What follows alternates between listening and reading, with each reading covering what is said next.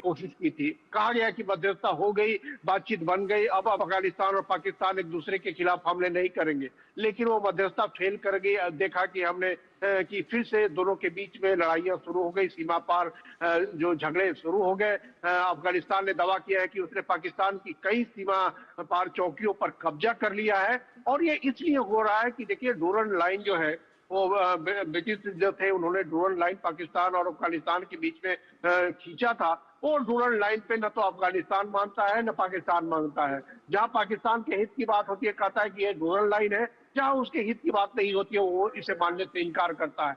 और अफगानिस्तान कहता है कि हम इस डूरन लाइन को नहीं मानते क्योंकि ये हमारे और पाकिस्तान के बीच में नहीं हुई थी, ब्रिटिश ने एक आर्टिफिशियल लाइन खींचा था। तो इसे लेकर लगातार झगड़े हो रहे हैं। और एक तीसरी बात यह है कि देखिए पाकिस्तान ने जो आतंकवाद के बीज बोए हैं इस पूरे इलाके में, और यहाँ तक कि अफगानिस्तान के अंदर भी उन्होंने बीज बोए हैं, पाकिस्तान के अंदर भी उन्होंने बीज बोए हैं आतंकवाद के। तो ये सारे जो है अब बड़े बड़े पौधे बन गए हैं जो खुद पाकिस्तान के खिलाफ अब विष गिरा रहे हैं। तो ये जो आतंकवादी संगठन जिसे पाकिस्तान ने समर्थन किया था, उन्होंने खड़ा किया था, वही अब पाकिस्तान के लिए खतरा बन गए हैं। तो अब पाकिस्तान जो है अपनी करनी का फल भोग रहा है। और पाकिस्तान और अफगानिस्तान के बीच में देखिए एक स्थिति अभी है कि पाकिस्तान यह मानकर चलता है कि अफगानिस्तान सिर्फ उसकी बात माने, अफगानिस्तान उनकी एक कॉलोनी बन के रहे, उनका एक उपनिवेश बन के रहे, अपना कोई सार्वभौम निर्णय न ले, उसे किसके साथ दोस्ती करनी है अफगानिस्तान को ये पाकिस्तान तय करे, अफगानिस्तान अपने आप नहीं तय करे।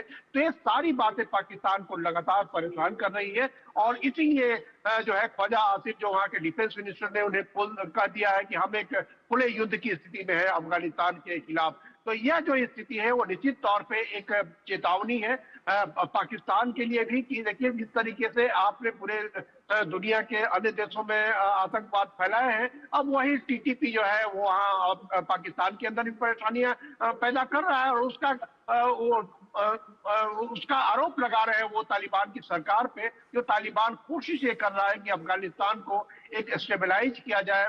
25 साल से ज्यादा हो गए लड़ाई लड़ते हुए उन्होंने सोवियत यूनियन के खिलाफ लड़ाई लड़ी, फिर नेटो फोर्सेज के खिलाफ लड़ाई लड़ी, अमेरिका के खिलाफ लड़ाई, और अब उनकी कोशिश है कि वो एक सामान्य राष्ट्र की तरह आगे बढ़े जो पाकिस्तान को मंजूर नहीं है। इसलिए बार बार उकसावेबाजी वाली कार्रवाई होती है। और जो कल रात में जो घटना हुई तकरीबन 1:50 पे रात में आप पाकिस्तान ने काबुल पे हमला कर दिया, काबुल पे बमबारी की, कंधार पे बमबारी की, एक और शहर पे बमबारी कर दी, 3 शहरों पे बमबारी करना, मतलब आप समझ सकते हैं कि किसी देश की राजधानी पे अगर कोई दूसरे देश का जो सेना है